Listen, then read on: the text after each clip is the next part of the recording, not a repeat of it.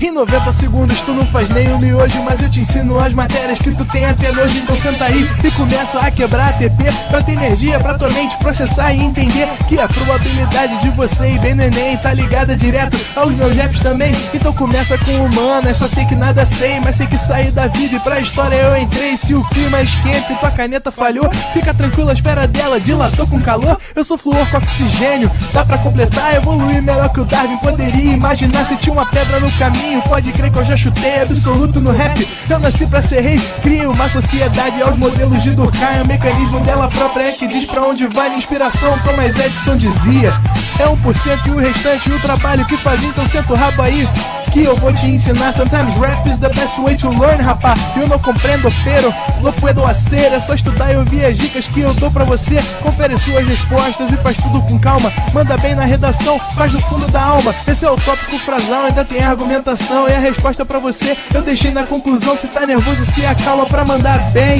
E se liga nos vídeos que eu te preparo pro Enem.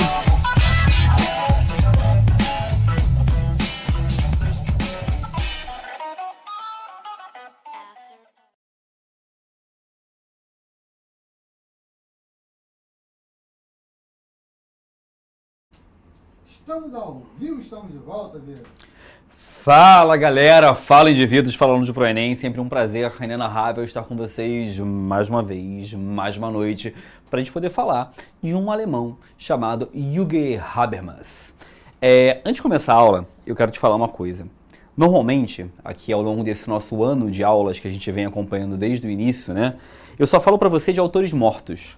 E é sério, assim, às vezes a aula até parece um obituário, né? Porque tá todo mundo morto, né? Falamos de Durkheim, de Marx, de Weber, falamos de Platão, de Sócrates, de Aristóteles, falamos de Descartes, de Nietzsche, de Schopenhauer, só falamos de gente morta, né? A verdade é que a filosofia, ela se formou por uma tradição, que é uma tradição que já dura literalmente centenas de anos, para não falar milênios, e essa filosofia, ela foi se desenvolvendo com muitos autores que ajudaram a construir um modelo de pensamento. Então o vestibular, ele dá uma prioridade muito grande a que você, evidentemente, entenda esses autores que de alguma forma foram sendo construídos ao longo do tempo e ajudaram a pensar um modelo de pensamento que até hoje existe. Só que hoje vamos falar de alguém que está vivo, né? Vamos falar de Habermas, né? A figura do Habermas é aquele que talvez seja o maior filósofo vivo hoje, né? Uma figura que nasceu lá nos anos 20, já está aí, né, para bater 100 anos, tem 90 e tal, né, mas é provavelmente o maior nome da filosofia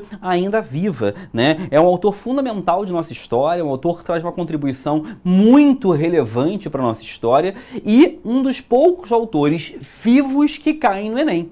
E isso é importante porque o Enem, assim como qualquer outra prova de vestibular, tem uma tendência muito maior a cobrar alguns autores que de alguma maneira já vieram a encerrar seu conceito teórico.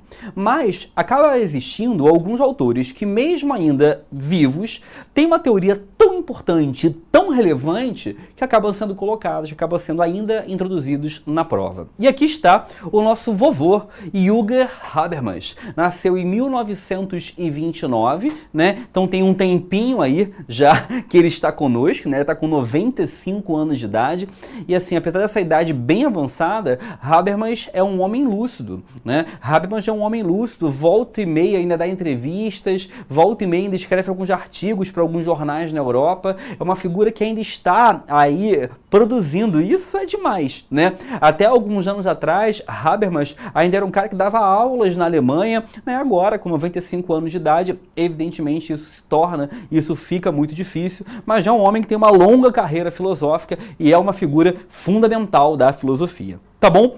Mas vamos falar da obra dele, que é isso que importa pra gente, né? Assim, falar que ele tá vivo é legal, é uma curiosidade, mas vamos falar da obra dele, vamos falar daquilo que realmente o Enem vem cobrando dele nos últimos tempos, tá? Primeira coisa importante a te dizer. Você, quando tem aulas de história aqui no Pro Enem, quando o Otto te ensina história, o Otto te ensina dentro de uma aula um movimento chamado Iluminismo. Você lembra disso? O Otto te ensinou que o Iluminismo foi um movimento no século XVIII e que o Iluminismo foi um movimento no século XVIII que foi desenvolvido por uma série de intelectuais, artistas, professores, e essas figuras tinham como objetivo no Iluminismo tentar romper com o antigo regime. Diretor, vem comigo aqui rapidinho. Ou seja, você aprende, né? Você aprende que lá no século XVIII, ou seja,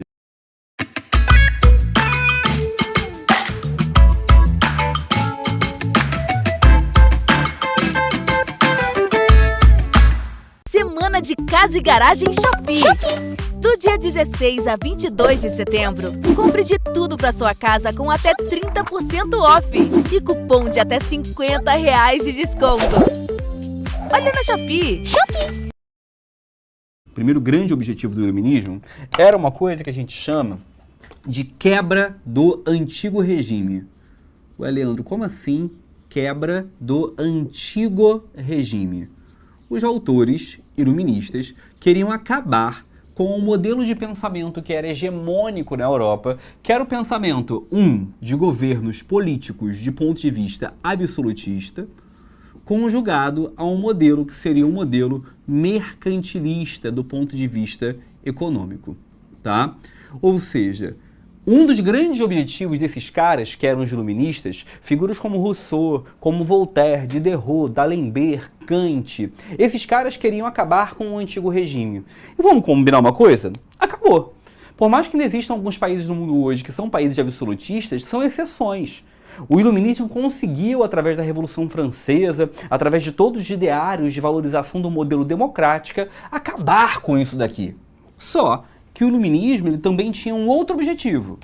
Os iluministas eles eram figuras que também defendiam um processo fundamental, que era um processo de valorização, né, de enaltecimento, ou seja, de valorização da lógica e da razão. Ué, Leandro, como assim valorização da lógica e da razão? Esses caras aqui eram autores que acreditavam no crescimento e da capacidade de valorizarmos a ciência, né? Eles já entendiam que o ser humano, através de estudos naturalistas, através de estudos científicos, através de estudos médicos, tinham capacidades fundamentais para entender toda a nossa realidade. E, consequentemente, se nós usarmos a ciência, usarmos a lógica e a razão, conseguiríamos ser indivíduos que seríamos melhores, mais evoluídos, que nos desenvolveríamos ao longo do tempo. Até aí você aprendeu nas aulas de história. Qual é o grande ponto? O Habermas, esse autor alemão, né, ele é um autor que vai nascer lá no ano de 1929, né, 1929, a gente coloca assim, ó, atual do lado, quando o autor ainda está vivo, né? O Habermas vai nascer lá em 29, e se você é uma pessoa razoavelmente boa em história, vai se dar conta de uma coisa. Quando o Habermas, que é um alemão, tinha apenas 10 anos de idade, estourou a Segunda Guerra Mundial. Habermas, então, ainda criança, né, fazia parte daquela juventude hitlerista. Não porque ele era nazista, porque as crianças da Alemanha eram obrigadas a estar nesse modelo educacional. Logo depois, Habermas, um pouco mais jovem já, vai observar a Guerra da Coreia. Logo depois, alguns anos, Habermas vai observar a Guerra do Vietnã. Alguns anos depois, Habermas vai observar todos os contextos da Guerra Fria, como, por exemplo, a Guerra do Afeganistão. Habermas vai observar depois todos os conflitos, né, de descolonização afroasiática, com várias guerras ocorrendo pelo mundo ao mesmo tempo. Logo depois, vocês vão observar e vão ver que o Habermas vai ver guerras como a Guerra do Iraque, guerras como a Guerra do Kosovo, como a Guerra da Bósnia. Onde eu quero chegar? O Habermas vai dizer, e vai olhar para esse mundo, e vai dizer assim, olha, o ser humano dizia ser um ser racional. O ser humano dizia ser um ser reflexivo. O ser humano dizia que o iluminismo tinha como objetivo acabar com o antigo regime e valorizar a lógica e a razão. Qual é o ponto do Habermas? Habermas vai olhar para isso aqui e dizer, olha, essa primeira parte aqui, legal, parabéns, o homem conseguiu, check, muito bom. Só que Habermas vai olhar para essa segunda parte aqui e vai dizer assim, o homem não conseguiu. Ué, Leandro, como assim o homem não conseguiu? Habermas vai dizer que o homem do século XX é um homem que não conseguiu mostrar que estabeleceu uma lógica e uma razão. Afinal de contas, um homem que estabelece grandes guerras ao longo de todo o século, um homem que estabelece todos os seus problemas disputados na ponta do fuzil, um homem que estabelece a guerra como um fundamento básico da existência, um homem que faz guerra em todos os continentes planetários, quase que ao mesmo tempo, ao longo de todo o tempo, um homem que nunca ficou sem guerra ao longo de um século, esse homem não é tão racional assim. Se você olhar para agora, para o mapa do planeta, você vai reparar que ao mesmo tempo tem guerra na faixa de Gaza, na região de Israel. Existem guerras, por exemplo, acontecendo na Europa, na Ucrânia e na Rússia. Existem guerras na região do Iêmen. Existem diversos conflitos acontecendo na África, todos ao mesmo tempo. E aí o Habermas vai olhar e dizer, olha só, que problema é esse? O problema é que o homem não é tão racional quanto ele acha que é. Então o Habermas vai dizer que o homem não concluiu o projeto iluminista. O homem não concluiu o projeto do século XVIII. Então o Habermas vai começar a nossa teoria, aqui hoje, dizendo para nós o seguinte, o iluminismo não foi concluído. O iluminismo não se encerrou. O homem não acabou com esse projeto que ele acreditava que era um projeto fundamental. Então para o Habermas, daqui a 500, 600, 800 anos, nós vamos estudar o iluminismo e não vamos estudar o iluminismo como vocês estudam hoje. O iluminismo é um movimento cultural, social e político do século XVIII que visava valorizar a razão e acabar com o antigo regime. Para o Habermas, o iluminismo é um movimento social, cultural e artístico que se inicia no século XVIII, mas que até hoje não foi encerrado. Então, para o Habermas, nós ainda estamos no iluminismo. O iluminismo não acabou ainda. Ele não teve a sua conclusão. O Habermas acredita que nós ainda estamos tentando estabelecer um projeto iluminista. Nós ainda estamos tentando estabelecer um projeto que não foi concluído. E isso é muito incrível porque a gente nunca sabe quando está vivendo realmente um momento histórico. E para o Habermas, nós ainda estamos no iluminismo. Ele não acabou. Ele não foi realmente solucionado ou concluído. Ainda existe em nós uma demanda, um desejo, uma aspiração por concluir o iluminismo. Ou seja, segundo ele, nós precisamos evoluir, nós precisamos progredir, avançar para conseguirmos estabelecer uma sociedade mais lógica e mais racional. Precisamos de evoluir, avançar para conseguir estabelecer um mundo em que as disputas e os conflitos não sejam resolvidos com base numa cadeira na cabeça. E nem com base no tiro, e nem com base na guerra, e nem com base nas provocações. Porque na visão do Habermas é fundamental que toda e qualquer disputa seja resolvida com base no diálogo. Na disputa. É claro que esse diálogo, essa disputa tem que ser uma disputa e um diálogo sério. E é sobre isso que o Habermas vai falar. Diretor, vamos lá vamos voltar para lá. Quem gosta de print, tira o print aqui. Quem gosta de print, tira o print. 1, 2, 3, foi, printou, vem para cá. O Habermas, então, quando ele fala que o projeto iluminista não acabou, quando ele fala que o projeto iluminista tem que ser retomado, o que ele vai dizer para nós é que esse projeto iluminista só vai ser retomado, só vai ser de fato reconstituído quando a gente conseguir perceber a capacidade emancipatória da comunicação.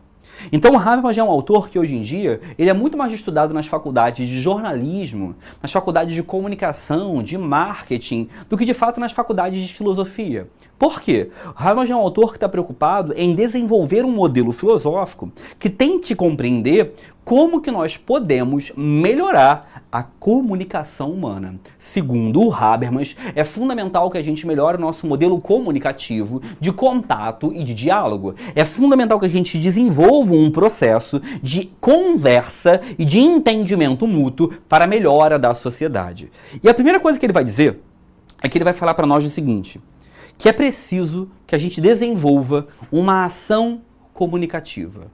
O que é desenvolver uma ação comunicativa? Primeira coisa, Habermas vai dizer que hoje em dia, 2024, hoje em dia, nós estamos vivendo um tipo de razão, que é uma razão que o Habermas chamaria de razão monológica. O que é uma razão monológica? Uma razão monológica é aquela razão que eu tenho e que eu pratico de forma solitária.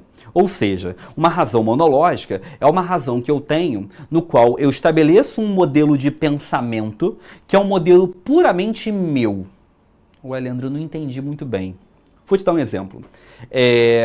Eu quero agora maturidade do chat, maturidade das pessoas do chat. Não vai entrar na discussão política hoje não, por favor, por favor. Vamos concentrar no vestibular que é o que importa pra gente.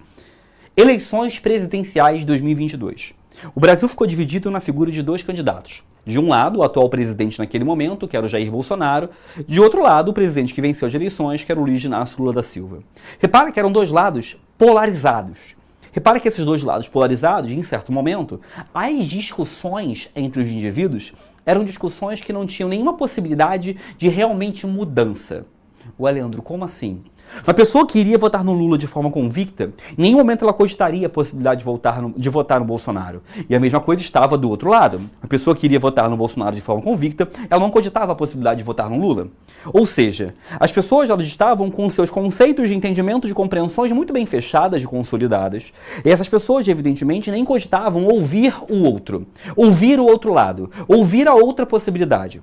O Habermas fala que quando a gente consegue estabelecer uma lógica mental, onde a gente estabelece um padrão total em nossa mente, e nós não cogitamos mais mudar de ideia, não cogitamos mais pensar de outra maneira, a gente está estabelecendo uma razão que ele chama de monológica.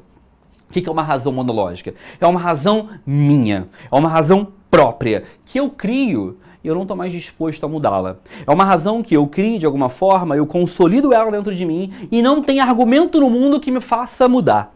Você discute com outra pessoa não pensando em mudar de ideia, mas você passa a discutir com outra pessoa buscando simplesmente impor a sua vontade para com outra pessoa. Estou dando exemplo das eleições porque foi um momento muito simbólico no Brasil, mas poderíamos falar de qualquer outra discussão. Vamos pensar uma discussão acerca de uma temática como, sei lá, a religiosidade, a religião. As pessoas vão discutir e, consequentemente, você cria uma razão única, que é a sua. E aquela razão sua, você está dominado por ela. E qualquer embate que você venha ter com outra pessoa, você só consegue impor a sua vontade. Você não discute pensando em mudar de ideia ou cogitando mudar de ideia. Isso é uma razão monológica, uma razão só sua. Você não quer o diálogo, você não quer a conversa. E caso você faça a conversa ou tenha o diálogo, você só faz essa conversa ou esse diálogo buscando gerar uma pressão da sua visão, uma imposição da sua ideia, uma imposição do seu modelo de pensar, e não um cogitar de estar errado, e não um cogitar de alguma forma de estar de alguma forma equivocado, não. Você quer uma imposição. Então Habermas vai entender que isso é um problema. Habermas vai dizer que nós precisamos romper com essa razão monológica, romper com essa visão que eu crio única e estabelecida dentro de mim, e eu preciso mudar de razão. Ué, Leandro, como assim mudar de razão? Habermas vai dizer que eu tenho que largar a razão monológica e eu tenho que passar a tentar praticar um tipo de razão que ele vai chamar de razão dialógica. O que é a razão dialógica?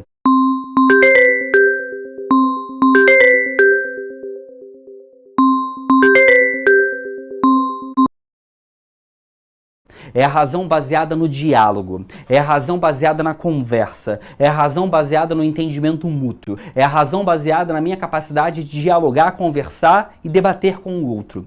É a razão no qual eu converso com outra pessoa estando disposto a mudar de ideia. Pode ser que eu não mude, mas eu estou disposto. E vamos combinar? A gente não tá. A gente raramente tá. A gente quase sempre, quando vai debater com alguém, a gente vai debater com alguém tentando só afirmar aquilo que você já acredita. Uma outra coisa que é interessantíssimo que o Habermas fala. Vamos supor que eu, Leandro, sou uma pessoa que eu defendo... deixa eu pensar um tema polêmico aqui. Eu defendo a privatização dos presídios. Vou dar um exemplo, tá? Gente, se eu defendo isso, é muito provável que eu comece a só ler e a só pesquisar sobre os temas que já concordam com a ideia que eu acredito. Eu raramente me coloco à disposição para ouvir o contrário, para ouvir o diferente, para ouvir o divergente. Porque de alguma forma eu acredito naquilo, eu fico convicto da minha ideia, eu fico convicto da minha percepção, eu acabo ficando convicto daquilo, eu só estudo, eu só leio, eu só convivo com pessoas que já concordam comigo. A ideia fundamental do Habermas é que isso é um grande erro. Se eu quero uma razão melhor, se eu quero uma sociedade mais comunicativa, se eu quero uma sociedade de alguma forma que melhore e avance, eu tenho que estar disposto ao diálogo. Então eu tenho que ouvir o diferente, comunicar com o diferente, estudar o diferente. Eu tenho que me tornar especialista até no que eu discordo, porque para ele isso é um fundamento, é uma essência. Habermas vai defender que se eu quero uma sociedade melhor, eu tenho que buscar o consenso. E guarda essa palavra, consenso. Essa palavra é uma palavra-chave para o Habermas. Várias questões de vestibular do Enem que já caíram sobre Habermas, consenso é a palavra que gerava o gabarito. Por quê? Habermas quer que a gente entre num consenso. Ele não quer que a gente só dispute de forma conflituosa. Ele quer que a gente consiga gerar um processo de melhor comunicação. Para ele, eu tenho que ter uma comunicação melhor, um agir comunicativo, um consenso nas minhas relações. E como que eu faço isso? Porque é muito difícil, Leandro. É muito difícil eu sair de uma visão monológica e passar para uma visão dialógica. É muito difícil eu ouvir o diferente, é muito complexo. Mas como que eu faço isso? Para o Habermas tem 4 coisas que eu tenho que fazer. Se eu quiser conversar com alguém, se eu quiser dialogar com alguém, se eu quiser principalmente fazer uma sociedade melhor, que chegue ao consenso, que melhore a sua comunicação, 4 coisas têm que ser feitas.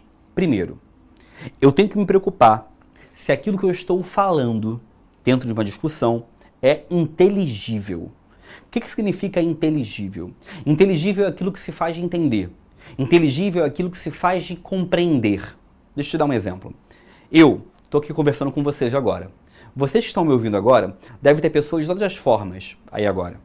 Deve ter pessoas mais velhas, mais novas, deve ter pessoas que estão já estudando vestibular há anos, deve ter pessoas que estão começando a estudar agora. Tem gente que sabe muito de filosofia, tem gente que não sabe nada. Aqui agora tem gente conversando comigo aqui, me ouvindo nessa aula, que, talvez seja formada até já numa faculdade, está só preparando para o vestibular. Ou tem gente que nunca teve uma aula de filosofia na vida.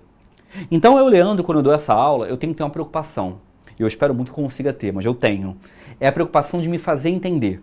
Ou seja, quando eu explico filosofia, eu não posso explicar de forma tão complexa só para as pessoas que já sabem muito, nem de forma tão rasa para quem não sabe nada. Eu tenho que encontrar um meio do caminho. Eu tenho que fazer que as pessoas que odeiam filosofia passem a gostar um pouco e aquelas que já amam continuem interessadas na minha aula. Eu tenho que me fazer entender.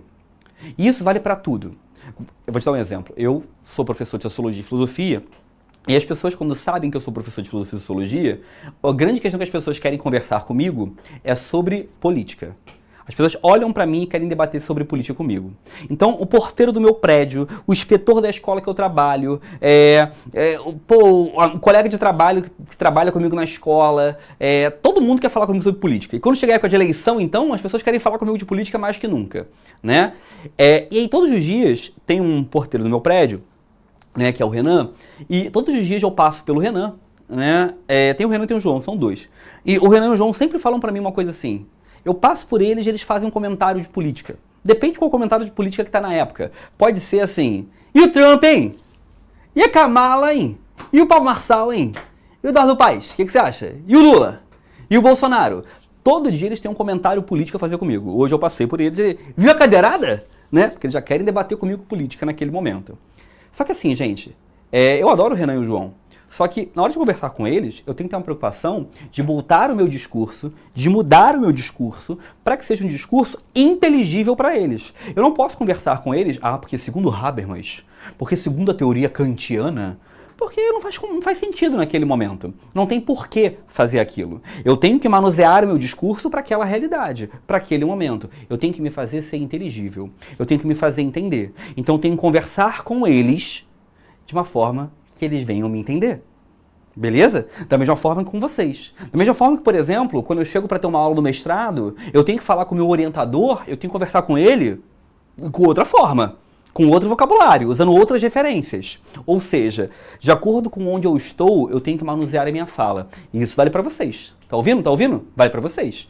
Vocês, na hora de discutir com alguém, vai discutir com um idoso, é de um jeito. Vai discutir com uma pessoa da sua idade, é de outro jeito. Vai discutir com um professor, com uma pessoa que é um funcionário, uma pessoa que é um funcionário seu, ou uma pessoa que você é funcionário da pessoa, você tem que manusear o seu discurso. Então, o ponto fundamental, segundo Habermas, é que na hora de discutir, eu tenho que me fazer entender. Eu tenho que manusear a minha fala de acordo com o interlocutor, de acordo com quem está do outro lado, tá? Segunda coisa importante. Habermas vai dizer que sempre que eu vou discutir com o outro, eu tenho que falar verdades. Parece tão óbvio, né? Parece tão... O pessoal botou ali no chat, ó. Você conhece o Vieira? Aquele que te bateu com a cadeira? É a piadinha que tá rolando na internet aí, né? Conheço o Vieira, prazer. Olha só, piada ruim, né? Meu Deus do céu, trocadilhos. Me lembro o Vitor de Israel, esses trocadilhos aqui. Olha só. E aí, vamos lá. Quando eu falo que o tem que ser verdadeiro, qual o grande ponto aqui pra nós? Parece óbvio. Parece que todos nós, evidentemente, temos que discutir de forma a sempre falar a verdade. Mas vamos combinar, a gente não faz isso. Quando a gente quer ganhar um debate, quando a gente quer ganhar uma discussão, a gente sempre fala meias verdades. A gente sempre manipula um pouco a verdade. A gente sempre, de alguma forma, distorce o que é verdadeiro para ser mais útil para a gente, né? E aí tem uma coisa importante que é, para o Habermas, eu tenho que assumir a ideia da verdade como um fundamento. Eu tenho que dizer a verdade sempre. Sempre. Eu tenho que usar a verdade como um fundamento para chegar ao conhecimento, tá? Segundo, ele vai dizer, e isso é o que mais pega nas discussões políticas, principalmente, ele vai dizer que se eu quero discutir política, existe uma premissa básica que os dois lados têm que cumprir. Tem que se respeitar os direitos humanos. E aí que dói, né? Aí que dói, porque as pessoas não respeitam. Então a base fundamental para o Habermas é, se eu vou discutir com alguém, eu não posso discutir com alguém que está defendendo tortura. Eu não posso discutir com alguém que está defendendo o fim das liberdades. Eu não posso discutir com alguém que está defendendo tirar direitos trabalhistas. Eu não posso discutir com alguém que quer o fim de direitos ambientais. Porque na visão do Habermas, a base para a discussão vir a acontecer são respeito aos direitos, às normas, aos padrões de direitos estabelecidos internacionalmente falando. Então, ele vai dizer que toda pessoa que realmente quer chegar a uma melhora da sociedade tem que ter isso como base. Eu vou me fazer entender, só irei falar a verdade e eu tenho que respeitar os direitos sociais. Eu tenho que respeitar os direitos básicos existentes. Antes de avançar, deixa eu ver se tem pergunta para não acumular ali depois. Nicole, sou assim com o meu antigo professor de sociologia. Júlia, a maioria das pessoas não quer saber nem do que elas concordam, quem dirá do que elas discordam. Mariana, realmente faz muito sentido. Rodrigo, professor, a teoria do Habermas tem a ver com os sofistas? Não, Rodrigo. Os sofistas estavam preocupados somente com manipulação da oratória e da retórica, né? Habermas está com outra intenção aqui. Emanuel, até parece que o Habermas nasceu para a redação do Enem, verdade. Luan, não entendi muito bem. Ele defende que precisamos ter uma melhor oratória e argumento? Não, Luan. Ele defende que a gente consiga mudar nossa fala de acordo com quem está do outro lado. Eu tenho que manipular a minha fala do ponto de vista bom da palavra manipulação para que o outro me consiga entender, tá? Tem mais ali embaixo, diretor? Não? Acabou? Tranquilo? É isso? Vamos lá. Ele tem uma coisa importante, que além dessas três coisas, tem a quarta. A quarta, ele vai dizer que todo mundo na hora de discutir tem que ser sincero. E você pode falar, pô, mas ser sincero é igual falar a verdade. Ser sincero é falar o que você acredita. É também ter sinceridade em deixar e explanar seus pontos fracos. Falar o que você não sabe. Falar quando você não conhece. Já é porque a gente nunca fala que a gente não sabe? A gente sempre discute e vai mudando a nossa fala meio para conseguir ir para um caminho melhor. A gente nunca fala, pô, cara, sobre isso eu não sei, eu tenho que estudar mais. Sobre esse conhecimento realmente eu não sabia, nunca tinha pensado assim. Ele vai dizer que a gente tem que ser sincero na discussão. E essa sinceridade está muito em falta. Para o Habermas, se eu seguir isso aqui, eu tenho mais chance de abandonar a razão monológica, de ter uma razão mais dialógica e chegar mais facilmente ao consenso e ter um agir comunicativo muito mais bem estabelecido. Olha a questão. Enem. Uma norma só deve pretender validez quando todos que possam ser concernidos por ela cheguem ou possam chegar enquanto participantes de um discurso prático, ou de acordo com a validade dessa norma. Segundo Habermas, a validez de uma norma, a norma é uma regra, deve ser estabelecida pelo, ou seja, quando que uma regra tem que ser válida na sociedade? Letra A, quando ela é estabelecida pela liberdade humana, que consagra a vontade. Não, gente. Uma norma não é norma só para ser livre. Todo mundo é livre, cada um faz o que quer, cada um segue a norma que quer. Não, não, não. 2. B, quer dizer, razão comunicativa, que requer um consenso. É isso, ó.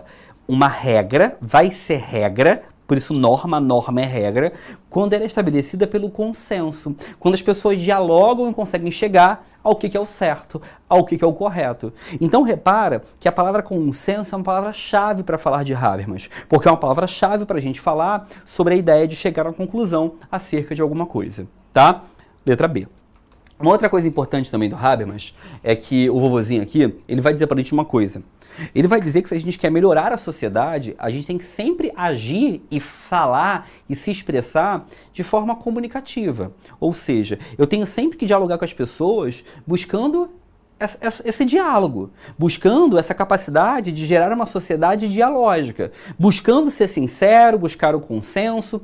Ele fala que quando eu faço isso, eu estou agindo de forma comunicativa, eu estou me preocupando com a comunicação. Agora, quando eu só discuto para conseguir vencer a discussão, como a gente quase sempre faz, ele fala que é uma ação estratégica, né? Uma ação estratégica é aquela ação que eu só discuti para ganhar, para vencer a briga. E para ele isso é um erro. Eu tenho que discutir para me fazer comunicar e não para vencer na base da barra, para vencer na base da pancada, tá bom? Deixa eu ver se tem mais dúvidas ali. Desculpa, gente. Tem ali... Emanuel, Vieira, o Habermas em algum momento fala sobre a relação de comunicação criada pelos sistemas de propaganda, que objetivamente a venda. Emanuel, até fala, mas esse não é o ponto fundamental para o Enem, tá? O Enem está preocupado com a questão da democracia. Está muito mais preocupado com como que o Habermas estimula um novo tipo de democracia, onde as pessoas sejam mais honestas e falem, né, com maior intencionalidade de realmente melhorar, evoluir, crescer a sociedade, tá? Outra questão, olha para cá. Na sociedade democrática, as opiniões de cada um não são fortalezas ou castelos, para que neles nos encerremos como forma de autoafirmação pessoal. Não só temos de ser capazes de exercer a razão em nossas argumentações, como também devemos desenvolver a capacidade de ser convencidos pelas melhores razões. A partir dessa perspectiva, a verdade buscada é sempre um resultado, não um ponto de partida. E essa busca inclui a conversação entre iguais, a polêmica, o debate e a controvérsia. A ideia de democracia presente no texto, baseada na concepção de Habermas acerca do discurso, defende que a verdade é letra A, alvo objetivo alcançado por cada pessoa, como agente racional autônomo. Não pode ser por cada pessoa. Para ele, esse processo é feito em grupo, coletivamente, sempre no diálogo. B, critério acima dos homens. Não, acima dos homens se fosse um critério de Deus, algo divino, não é o caso. Letra C, construção da atividade racional de comunicação entre os indivíduos, cujo resultado é o consenso. É essa. Eu tenho que buscar uma sociedade aqui, uma verdade que seja construída pela comunicação para chegarmos ao consenso. Letra C. Tá bom? Uma última coisinha que eu queria falar com vocês, antes da gente encerrar a nossa aula, é que... Aqui o Habermas novo. Ele já foi novo, gente. Não nasceu velho, não. Tá? Ele já foi novo. Tá aqui a cara dele, olha só. Uma coisa que ele vai dizer é que todo o processo de discussão, todo o processo de debate entre indivíduos, e isso vale para a democracia, isso vale para o processo, por exemplo, das assembleias, dos parlamentos. Ele diz que todo o processo democrático tem que se pautar em alguns princípios. Para esse diálogo e esse consenso realmente vir a acontecer, eu tenho que ser inclusivo, eu tenho que deixar e dar oportunidades para todos os indivíduos se incluírem, né? E essa inclusão tem que ser de todo mundo, independente de raça, classe, gênero, todo mundo tem que poder participar. Eu tenho que ser transparente, eu não posso ter discussões que sejam reclusas, fechadas num grupinho. Ele fala que para a sociedade funcionar, toda discussão tem que ser pública e aberta. E é por isso que, por exemplo, o Congresso e o Parlamento em vários países do mundo tem que ser e tem que divulgar as decisões. O Brasil tem um site, gente, quem quiser saber, Transparência Brasil. É um site que você consegue frequentar lá e ver quais políticos faltaram, que dia que eles foram, que eles não foram, o que eles votaram, quais discursos eles fizeram. Porque tem que ter transparência. Isso existe na democracia brasileira. Eu tenho que ser racional. Eu tenho que sempre buscar a racionalidade, a razão na hora de discutir, na hora de debater as coisas, tá? E aí eu queria te falar uma coisa aqui agora, que é a seguinte. Quando nós falamos do Habermas, cara, ele é um autor muito bom para redação. Sabe por quê? Repara comigo aqui. Toda a redação do Enem é um problema social brasileiro a ser solucionado. Toda. Acesso a salas de cinema, intolerância religiosa, violência contra a mulher, publicidade infantil. Toda a redação do Enem, você pode pegar registro civil, toda a redação do Enem é um problema social brasileiro. Toda. Existe algum problema social brasileiro que não possa ser melhorado com o diálogo? Existe algum problema social brasileiro que não possa ser melhorado com o consenso? Não existe. Todo problema social pode ser melhorado com o diálogo, com a comunicação melhorada ou com o consenso. Toda. Então, qualquer tema de redação, É claro, vão ter temas que vai ficar melhor, vão ter temas que vai ficar mais forçado. Mas em muitos temas de redação é possível você citar o Habermas, como um autor que está estabelecendo uma lógica em que um problema social, para ser solucionado, ele precisa de um processo de maior diálogo, de debate racional dentro da sociedade. Ou seja, se eu vou ter um tema, por exemplo, como, sei lá, intolerância religiosa, eu posso dizer que os problemas que levam à intolerância religiosa se dão pela falta de debate racional entre os indivíduos, pela falta de comunicação e de consenso entre os indivíduos. Se eu vou falar, por exemplo, de uma temática na redação, que seja uma temática acerca de violência contra a mulher, eu posso dizer que o processo de violência contra a mulher é um processo que ocorre pela falta de capacidade racional comunicativa de alguns indivíduos. Então, em muitos temas, o Habermas é um autor que vai se encaixar. É um autor que vocês podem ficar de olho e tentar aplicar em futuros textos, em futuras redações. Beleza, meus queridos? Todos bem? Eu coloquei aqui depois... vou fazer mais uma questão. Saideira, dá pra fazer mais uma? Olha pra cá. O conceito de democracia, no pensamento de Habermas, é construído a partir de uma dimensão procedimental, calcada no discurso, na deliberação. A legitimidade democrática exige que o processo de tomada de decisões políticas ocorra a partir de uma ampla discussão pública, para somente então decidir. Assim, o caráter deliberativo corresponde a um processo coletivo de ponderação e análise, permeado pelo discurso que antecede a decisão. O conceito de democracia, proposto por Habermas, pode favorecer processos de inclusão social. De acordo com o texto, é uma condição para que isso aconteça, letra A, participação direta, periódica do cidadão. Repara, para o Habermas, basta eu participar das discussões de forma periódica. O que é periódica? De tempos em tempos? Não, de tempos em tempos não. Tem que ser algo que não seja periódico, tem que ser algo o tempo todo. Letra B, debate livre e racional entre cidadãos e Estado. É isso aqui. Habermas quer debate, quer discussão, quer debate e discussão para chegarmos ao consenso. Gabarito, letra B. Beleza? Meus queridos, excelente noite para todos. Uma boa noite. Uma boa noite. Já falei boa noite 2 vezes, fala 3 e até a próxima. Valeu. Assista nossas aulas a hora que você quiser. Vem com o Pro, o cursinho online que mais aprova no Enem. Assine em proenem.com.br.